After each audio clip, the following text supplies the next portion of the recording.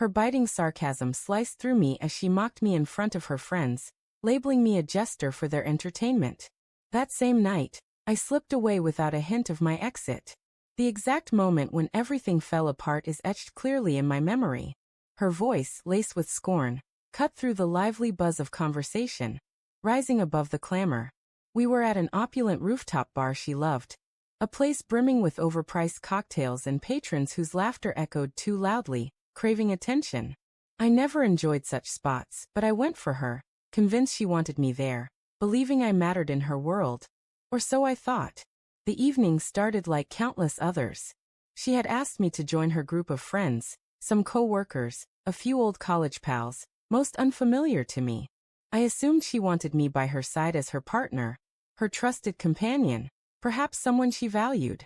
That illusion crumbled almost instantly. The group was already deep into their drinks when I arrived, and as I took a seat beside her, I brushed a soft kiss against her cheek. She barely acknowledged it, flashing a quick, dismissive grin, as if I were a trivial afterthought. At first, I brushed it off, thinking she was swept up in the festive mood or perhaps a little drunk.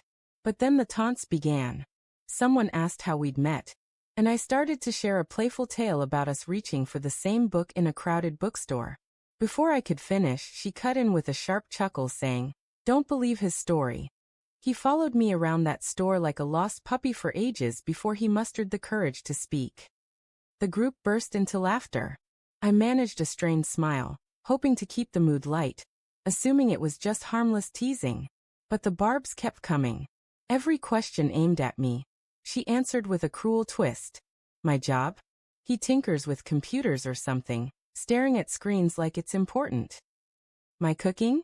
He tried making lasagna once. It was a mess. We nearly had to call in a hazmat team. My hobbies? Oh, his odd obsession with dusty old detective books? He thinks he's some kind of sleuth. Each remark sparked louder laughs, and she soaked up their approval, never once glancing my way. At that table, I wasn't a person. I was her fool, her evening's amusement. I excused myself to the bathroom, desperate for a moment to gather my thoughts. Standing in front of the mirror, I stared at my reflection for what felt like an eternity, trying to force a smile to pretend her words didn't sting. But they did. The hurt wasn't just in her words. It was in her intent, her need to diminish me to entertain her friends. When I returned, no one noticed me. She was laughing at some witty remark from one of the guys, leaning closer to him as he quipped that relationships could sometimes be acts of pity. She didn't disagree. I sat there, watching her revel in the laughter, feeling like a specter. In that moment, something inside me shattered, not with anger but with a cold, resolute clarity. I stayed quiet, waited for the bill, paid our share, and told her I was heading out to catch a taxi. She gave me that same half-hearted grin and said, "Text me when you're home, sweetie." As if the night had been perfectly ordinary. But I didn't go back. Not to her, not to the apartment we shared. I'd packed a bag weeks earlier, not because I predicted this precise moment, but because I'd felt a change in her. The warmth had vanished. The affection had stopped. She used to hold my hand in public. Now she craved the spotlight. I was fading into a shadow of myself in her presence. That night, I checked into a hotel, slept alone for the first time in years, and found a quiet solace in those solitary hours. More peace than I'd felt in months. The next day, I erased every trace of myself from our shared life. While she was at work, I arranged for my belongings to be retrieved. I blocked her number, closed our joint accounts, left no note, no explanation, nothing she could twist into another jab for her audience.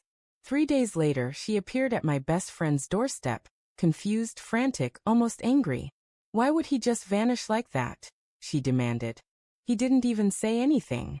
He just disappeared." Precisely.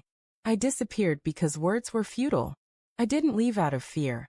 I left because staying meant a gradual erosion of who I was. You can only sit at a table where everyone laughs at your expense for so long, especially when you're the punchline. Sometimes, silence speaks louder than any words, and vanishing without a trace becomes the only statement that truly echoes. She called me a fool.